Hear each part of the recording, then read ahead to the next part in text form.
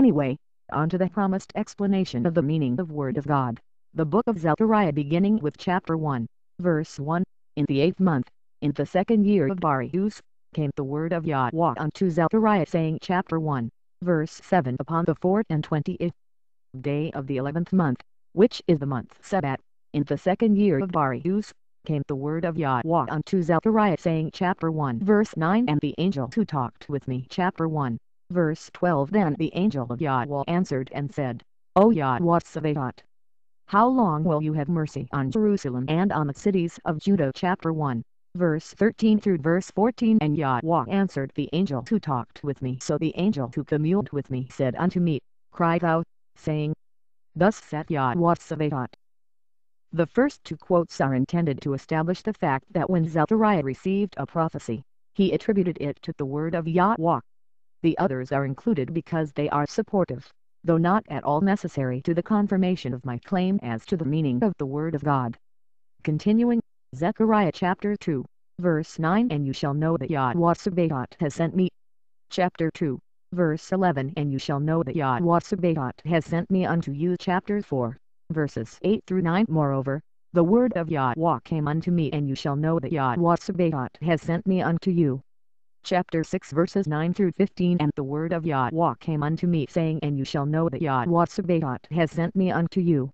Chapter 7, verse 1. The word of Yahweh came unto Zechariah. Chapter 7, verse 4. Then came the word of Yahweh Sabaoth unto me. Chapter 7, verse 8. And the word of Yahweh came unto Zechariah. Chapter 8, verse 1. Again the word of Yahweh Sabaoth came to me.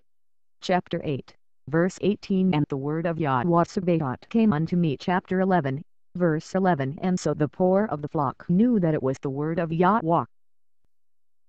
The point which I am seeking to establish with these quotes is that Zechariah's claimed prophecies regarding future events often included a comment to the effect that the fulfillment would confirm the origin of the prophecy from Yahweh Sabaoth, Lord of hosts. It has become evident to me that the word of Yahweh is the one that Zechariah claims is appending these comments to the delivered prophecies which it has carried from Yahweh Sabaoth. It is evident in the Gospel according to John that the author identifies Jesus as this messenger agent. John chapter 1, verses 2 to 3. The same was in the beginning with God. All things were made by him, and without him was not anything made that was made.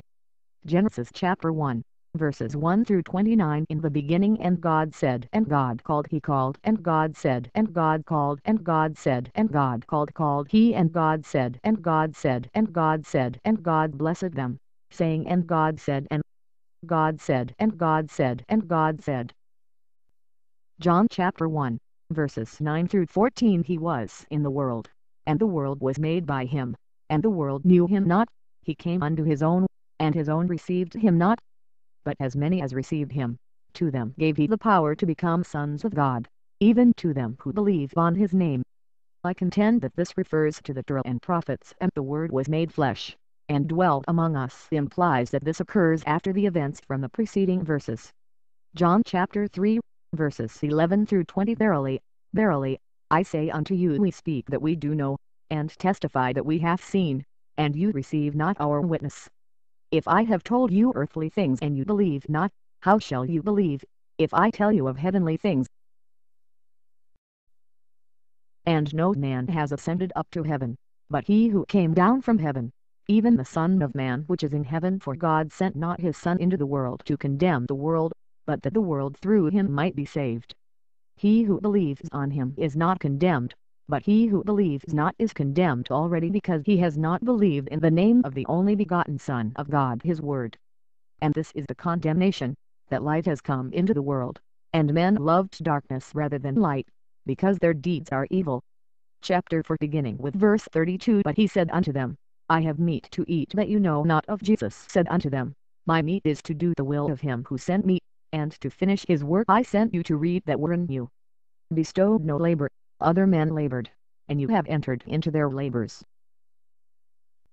Chapter 5, beginning with verse 19. Verily, verily, I say unto you, the Son can do nothing of himself, but what he sees the Father do.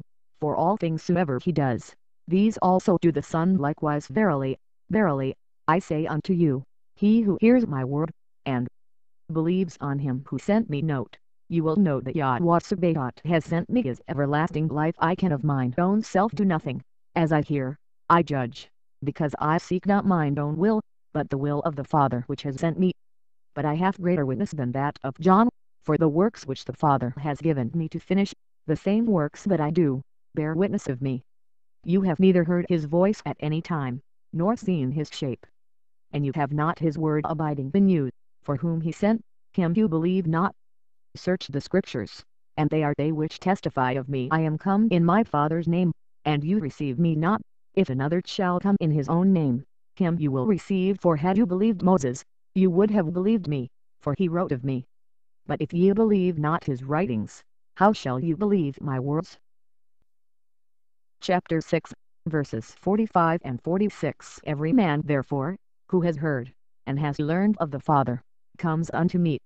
Not that any man has seen the Father, save he which is of God, he has seen the Father. Chapter 7, beginning with verse 14. Now about the midst of the feast Jesus went up into the temple, and taught. And the Jews marveled, saying, How knows this man letters, having never learned? Jesus answered them and said, My doctrine is not mine, but his who sent me. If any man will do his will, he shall know of the doctrine, whether it be of God, or whether I speak of myself. And I am not come of myself, but he who sent me is true, whom you know not. But I know him, for I am from him, and he has sent me. And yet if I judge, my judgment is true, for I am not alone, but I and the Father who sent me. If you had known me, you should have known my Father also. You are from beneath, I am from above. You are of this world, I am not of this world, but he who sent me is true, and I speak to the world those things I have heard of him. Then you shall know that I am he, and that I do nothing of myself, but as my Father taught me, I speak these things. And he who sent me is with me. The Father has not left me alone, for I do always those things that please him. If you continue in my word, then you are my disciples indeed. But now you seek to kill me, a man who has told you the truth, which I have heard of God. He who is of God hears God's words. You therefore hear them not, because you are not of God. It is my Father who honors me. I know him, and keep his saying. If I do not the works of my Father, believe me not. But if I do, though you believe not me, believe the works, that you may know and believe, that the Father is in me, and I in him. He who believes on me, believes not on me, but on him who sent me.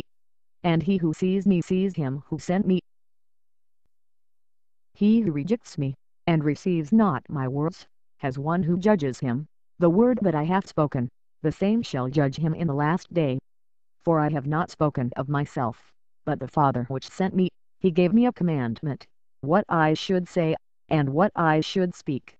And I know that his commandment is life everlasting, whatsoever I speak.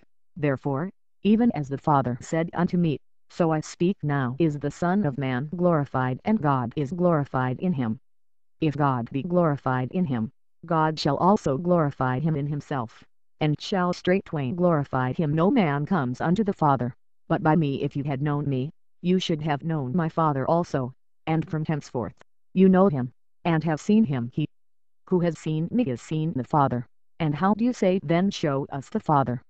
Do you believe not that I am in the Father, and the Father in me? The words I speak unto you I speak not of myself, but the Father who dwells in me, he does the works. Believe me that I am in the Father, and the Father in me, or else believe me for the very works' sake. Verily, verily, I say unto you, he who believes on me, the works that I do shall he do also, and greater works than these shall he do, because I go unto my Father. Chapter 16, verse 27. For the Father himself loves you, because you have loved me, and have believed that I came out from God. I came forth from the Father, and am come into the world. Chapter 17, verses 21 through 26. That they all may be one, as you, Father, are in me, and I in you, that they also may be one in us, that the world may believe that you have sent me. I realize that it may not have been necessary to include basically every single quote supportive of my claim, but I think that the sheer amount of material is telling, to say the least, as far as the intention of the author is concerned.